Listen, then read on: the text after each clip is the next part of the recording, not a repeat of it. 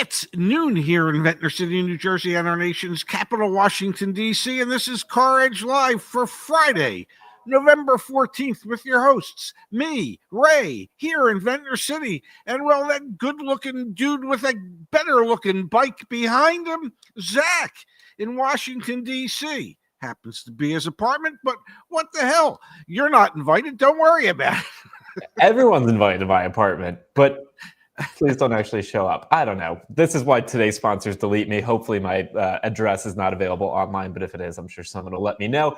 But thanks, delete me. We're going to talk about you in a couple minutes. Dad, today's show, yes, I want to first acknowledge, is brought to you by CarEdge.com. Car sites show you fake prices. We'll get you the real one. Folks, if you're unfamiliar, we do all this work on YouTube to educate, inform, and empower our community. But back at CarEdge.com, we provide a car buying service that takes care of the research, dealer outreach, and even negotiation.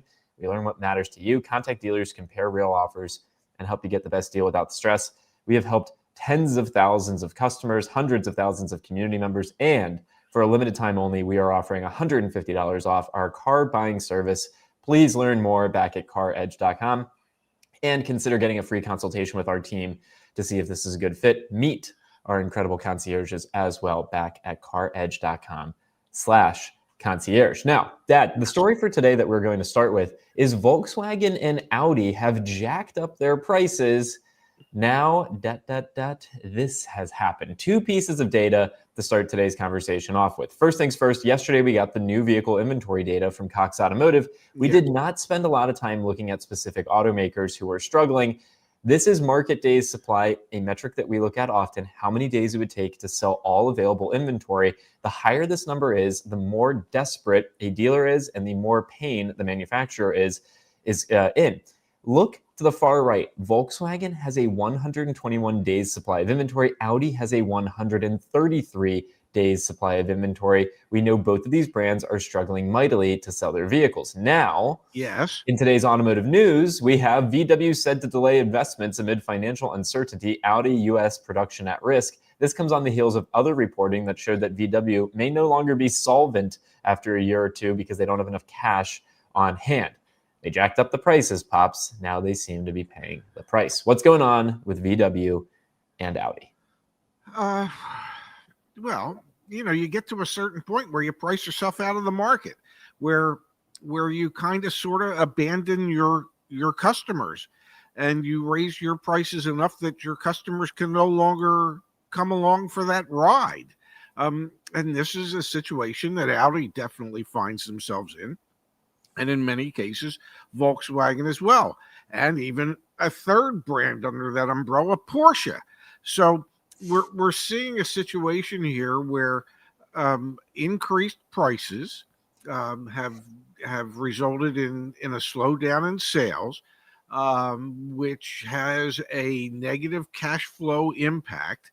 And when you add and I know people hate when I say the word tariffs, but it is the reality of the situation as these manufacturers try to eat as much of the tariffs as they possibly can in an effort to try and keep the prices down. It creates a situation where they no longer have the operating cash on hand to be able to do the things that they thought they were planning on doing, because they just can't risk spending the money. Which, to be honest, actually could be a good thing because they have an oversupply of inventory right now. So you start, you lessen investment, you decrease production. Ultimately, hopefully that gets them back in a position where they have a good supply-demand mix. But that's the thing, Dad. There's not enough people buying these vehicles. And obviously, should come as no surprise, I want to go to the CarEdge Car Search today and look at a few examples live and see what we can find. But yeah, I mean, it is interesting, Dad. They actually might benefit on the other side of this because they have produced too many expensive vehicles that people aren't purchasing. Well, and the real dilemma for Audi is that, most of their vehicles are not built here, if not all of their vehicles are not built here. So they want to try and mitigate the tariff expense by building a U.S. facility, a manufacturing facility, and then at some point actually being able to export some of the vehicles that they would be building here in the United States. They don't have the money to do it. Okay, they are, what was it, 11 billion euros short of where they had hoped to be at this time. Yeah. So initially, when they said they wanted to make the investment in a manufacturing facility here in the United States, they said, and we're going to need some government assistance.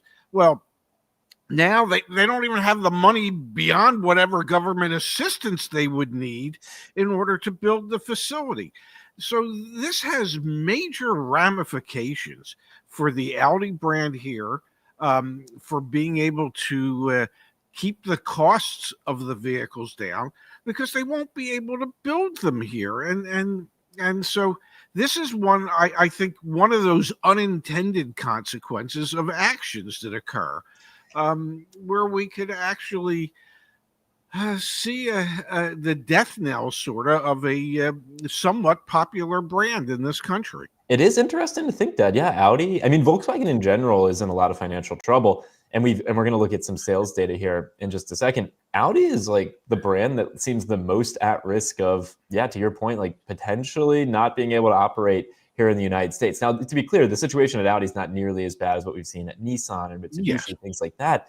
But you're onto something here. Like I mean, what was it? The Audi Q5, we saw a year-over-year price increase of over 15%. I mean, Yes. there are going to be a lot of challenges if you're Audi and Audi dealers here in the United States versus BMW, Mercedes-Benz, that are facing different challenges, but not the same. Like Audi's set up really poorly to succeed.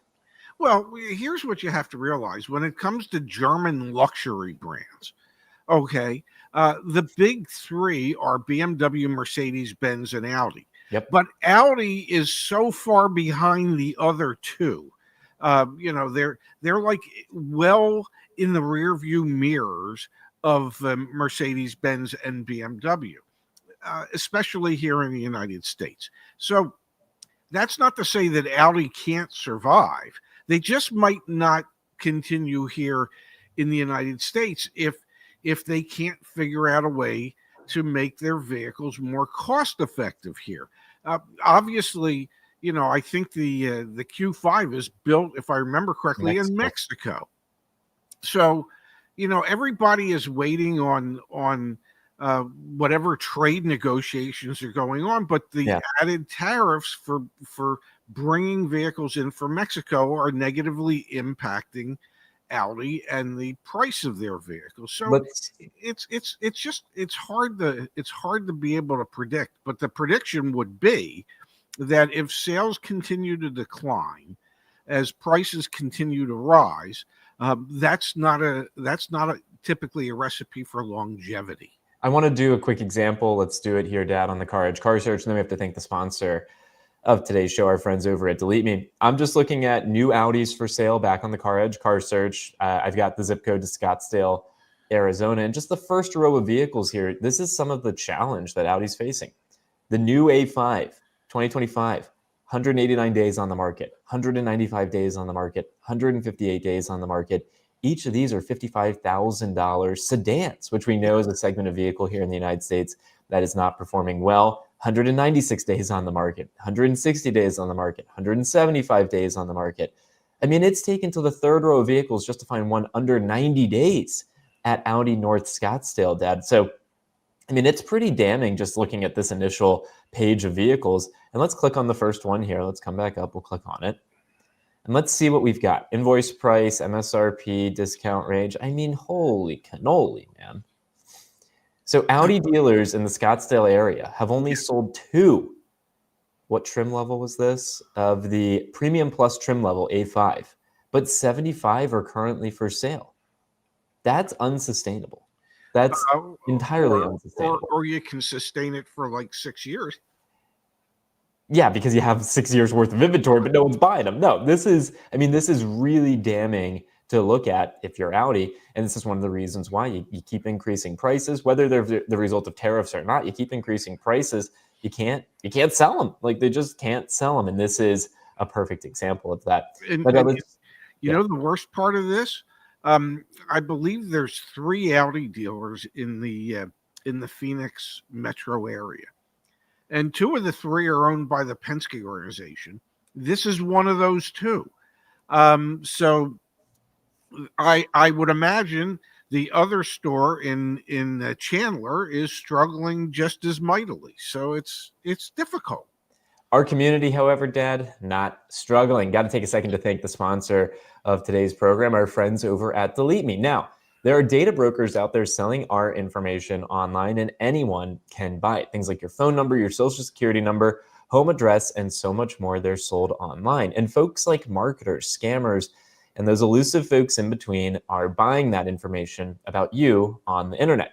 Now, Delete Me helps you take control over your data. My dad and I both use Delete Me. Fortunately, I don't think you can find too much about either of us on the internet, thanks to Delete Me. They've helped us take control over our data. They remove our personal information from hundreds of data brokers, and they can do the same for you on your behalf. We have a special offer for the CarEdge community. You can get started today for a 20% off coupon. Just use the code CarEdge, CAREDGE, or click the link in the top of the description, joindeleteme.com/CarEdge. Don't delete me, bro. Well, get Delete Me, and they can help you out. Dad, we had a thoughtful contribution come in. I want to pull this up on the screen from Oren. Thank you, Oren. Cheers from Houston. Thanks for the great content. That's a nice Friday mantra. I like that. That is very nice to see, considering the number of comments that I see. Different days, same crap.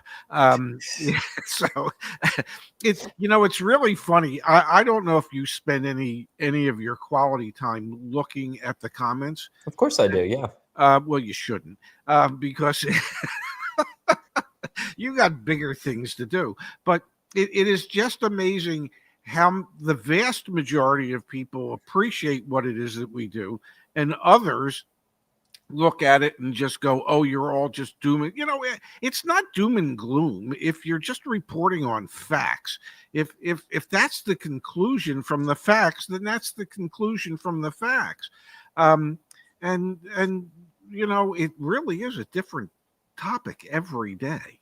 Let's keep it moving, Pops. We did Audi. I want to look at Volkswagen as well. And I'm thinking about Volkswagen, especially through the lens of their EV push. They've got the ID Buzz, they've got the ID4. So we did Audi before. Let's do Volkswagen. So now we're looking at all new Volkswagens for sale nationwide, of which there are almost 81,000. Holy cow, there's a lot of inventory out there. We've got the Atlas of 2026. Let's look at the 25 Jetta here. All right. This is their mass market vehicle. I think the Tiguan probably is their best seller, but the Jetta right here. Scroll down. We got no sales on this particular trim, the SEL, but this one's been 194 days on the market. Let's see. What about the sport trim? My goodness, that store is directly across the driveway from the Acura store that I was the new car manager at. So here we go, Pops. This is, a very, very, very affordable vehicle. We're now looking at a Jetta Sport. Dealer invoice price on this, $24,927. There's 128 days supply. So this is VW with their most mainstream option, $25,000 vehicle, yet dealers have only sold 13 of these and have 37 for sale. So we're talking about Audi being in a difficult position. Even this is surprising. 128 days supply on a $25,000 vehicle. That's not what you would expect. I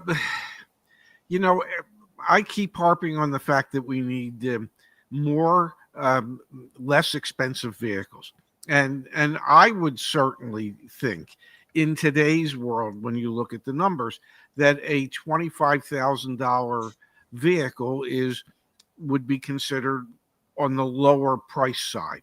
Definitely. And every time we look at vehicles in those price points, it seems as if they're sitting. So is it that the public is just so enamored with the higher priced vehicles, SUVs, pickup trucks, whatever, that when there are affordable choices for them, that they just refuse to pull the trigger on? I don't know. I mean, we looked at the Versa numbers. It's one of the slowest selling vehicles in America. And it's lower 20s as far as price points concerned.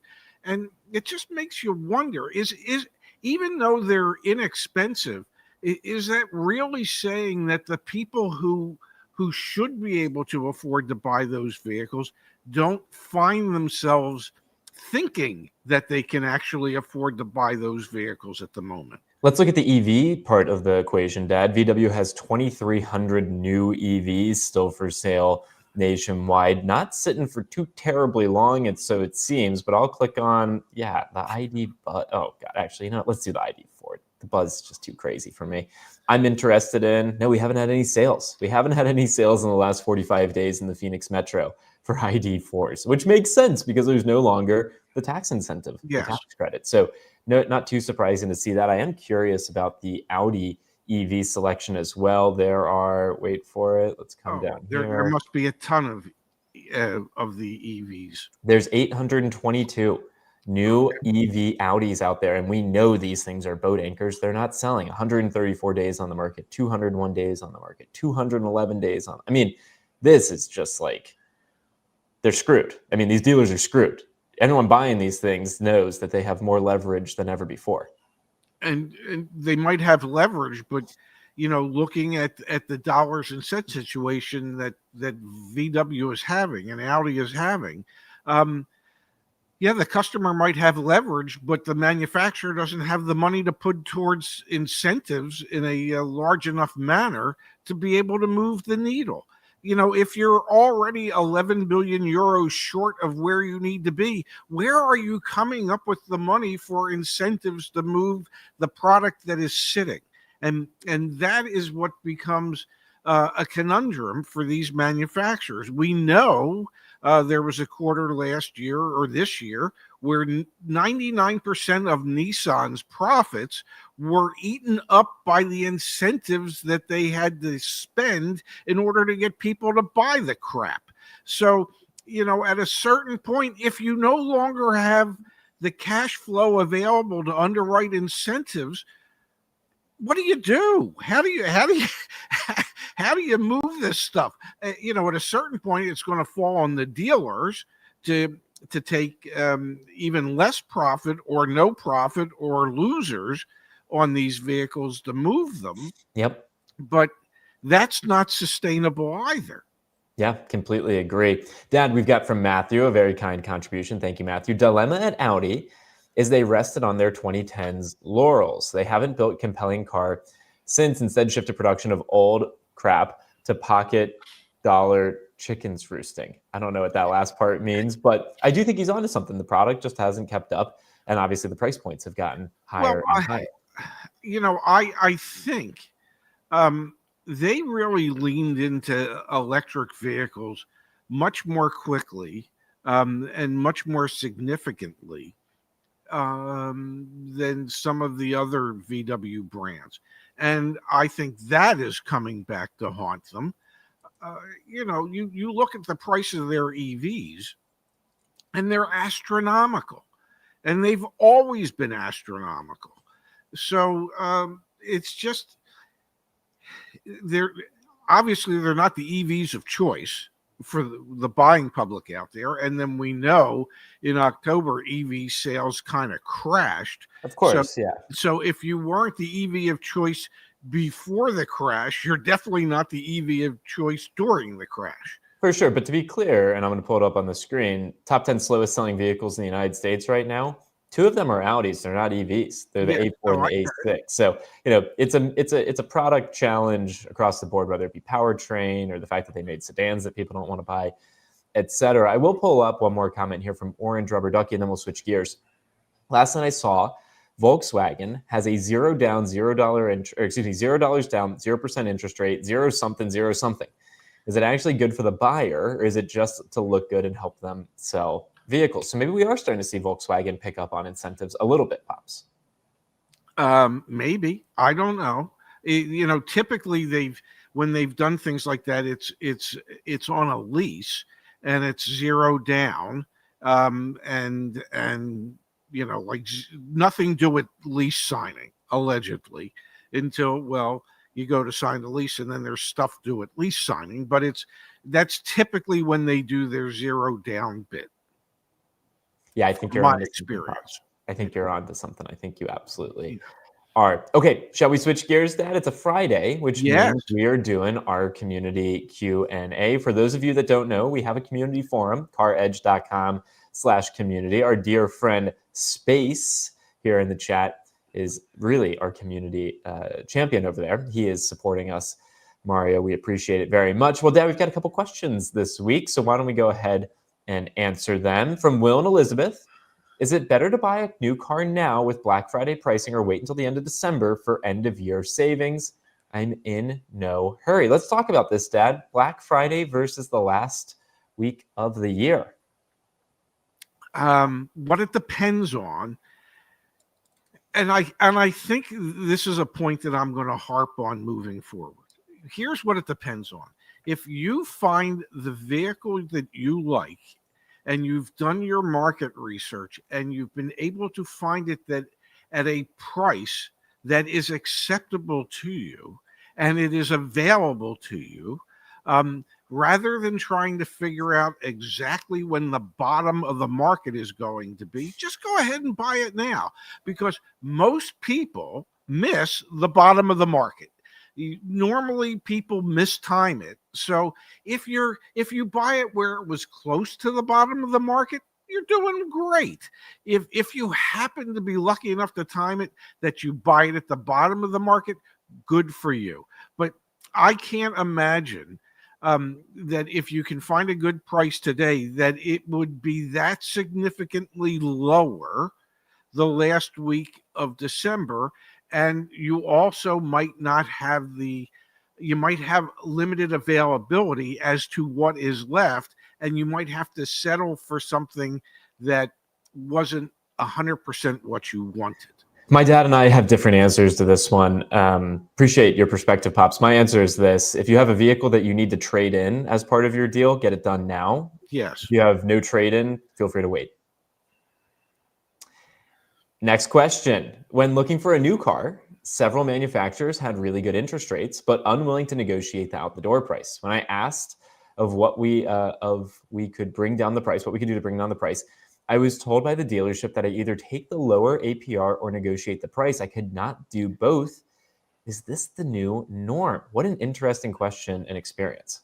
Okay. Also, Dad, 1 second. Sorry, I apologize. For those of you, I'm done. We tried it. We tried doing the 2 streams, one horizontal, one landscape. We'll get rid of it. If you go back to CarEdge Live, if you click on the channel, you'll see there's 2 streams. Apologies. I'm done trying it. My bad. Sorry, y'all. Back to the question. Sorry, Pops. So I'm going to put this as nicely as I can.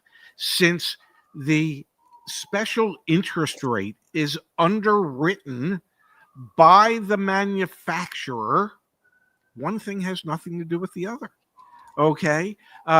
There's nothing that says you can't, or the dealership can't, discount the vehicle from MSRP and still have you qualify for any special interest rates that are available. Now, sometimes there could be an either or incentive. And the incentive could be you could either take a rebate, which can be applied to help lowering the price of the vehicle, or you can take the cheap interest rate. Those are where you can't combine the two. But even if you take the cheap interest rate, it doesn't mean that the dealer can't discount the selling price of the vehicle. So to a degree, one has nothing to do with the other. I got a cop car going by, so I was trying to stay on mute. But yes, I completely agree with you, Dad. They're just doing some gamesmanship here. Yes. You obviously can negotiate the out-the-door price. I don't want to say obviously. You can negotiate the out-the-door price, and then the rebates are the rebates. Yes, exactly. It is what it is. Thank you, Space, for getting that question there. We've got another one, Dad. Final one here from Rick. Toyota seems to always play hardball with their prices. They don't give you a lot of wiggle room from the manufacturer with any rebates. Why is that? This is a great question, Dad. Well, I would think the why is because they have the lowest day supply of vehicles available. They have mastered the technique of matching inventory levels to demand levels, so their supply doesn't seem to outpace the demand. And when that's the case, then the dealers are not quite as compelled to negotiate discounts because, well, the person behind you will probably buy the vehicle. That's not to say that if you work at it, you can't get a discount. You probably can. It's just probably not going to be to the same degree that you can get, say, on that Audi that has a 133-day supply of vehicles, as opposed to that Toyota or Lexus that has a 38-day supply of vehicles. Google search CarEdge fastest and slowest selling cars, and you'll come to this page. Slowest selling cars. If we were to do, and in this we have all the rebates, you could like literally click on any of these and you can see the current incentives and offers for the slowest selling vehicles. Yes. Or you can just click right here, fastest selling. So now we've loaded the fastest selling cars in the United States. The entire list Yes. is Toyota and Lexus. So to the question of why do they not offer a lot of incentives? They just have no need to. Because their sales outpace their supply. They don't. The simple answer is they don't have to. They don't have to. Yeah. Why reach into their pocket to try and get people to buy their products when people are already paying sticker price, right around sticker price? Dealers don't even have to discount that much. To be clear, with our car buying services, we've been able to get some really great Toyota deals recently. I love looking at it. We can do that next, actually. If you come to CarEdge.com, if you click on research up in the top navigation, got to scroll back up here. See what others paid. You can go ahead and click on that. It'll open up our verified prices. And let's look at Toyota. You know, you can see community submitted car deals. So what other members of our community have been able to do, which I think is a really awesome functionality. You can see exactly what other community members have paid for vehicles, or you can look at just concierge deals. And you can see, look at these Tundra deals, Dad. Toyotas with $6,000, $7,000 in savings. It does exist. Yes. But it's more so against their more, I mean, discounts like these you're not going to see on, let's see here. A Camry? I mean, Crown Signia, all right, big discount. Toyota Highlander, decent discount. Wow. But it's some of these other ones, Crowns, Tundras, you know, those are the ones that you're going to see the bigger discounts. Yes. If we keep going, we're going to see smaller. Yeah, Camry Hybrid, 3,000. That's still massive. But yeah, it really is. But, you know, we're not seeing, you know, what you're going to see on like a Jeep Grand Wagoneer or something like that. No, you're not going to see 20% off. No, you're definitely not. From David here. Good to see you, David. Appreciate the contribution. Hey, guys. So far, my 2025 Pro S Plus is perfect. All right. Glad to hear it. Yeah. Glad to hear it's working out well for you, David. Really, really grateful for the contribution. We had earlier in the show from Gabriel. Ford Bronco Raptor, worth buying in December or wait until January 2026? I think you got more leverage in December, don't you think, Pops? Yeah, if they're close to a sales goal. I mean, it's still a Raptor. And Raptors tend not to get discounted as significantly as some of their other product. But yeah, I would think in December you should be able to when during the feeding frenzy that happens, that you know somebody might fall asleep at the switch and actually allow you to get a good deal. Yeah, I again think this fourth quarter very much buyer's market. We have seen even a softening amongst the specialty vehicles like the Raptors and things like that. So definitely more opportunity today than there has been in the recent past. Again, folks, if we can help you out with anything, CarEdge.com. Go to CarEdge.com, check out the website, and CarEdge.com / concierge. Learn more about our car buying service. And like I said earlier in the show, get a free consultation with our team to see if it might be a good fit. Pops, that's all I had for today's show. Next week, we won't be doing the 2 streams with the different formatting. Lesson learned. I tried it. Thanks to the streaming platform we use, they gave us that functionality, but it's a total pain in the butt. It actually makes life more confusing for everyone. So sorry about that. So lesson learned there. And then, Dad, I'll be Monday live from Los Angeles, which I can't wait to do. Yeah. Yes. Well, that's because I believe you have a Lung Cancer Foundation of America fundraiser to go to on Sunday. Yes, I do. Yeah. For those of you that are not familiar, I've recently joined Lung Cancer Foundation of America, working with that team. So really fun to support that effort, and can't wait to be out there doing this fundraiser. Well, good luck with that, young man. Hey, feedback to the streaming platform we use. Yeah, didn't like the 2 streams. So there you go, StreamYard. You love using your platform, but you've caused a great deal of headache over the past 3 days. So lesson learned. Folks, we're back on Monday. Dad, I love you. Enjoy the weekend. Good looking shirt today too, by the way. Well, thank you. I think very highly of you as well. All right, folks. We'll see you on Monday. Love you, handsome.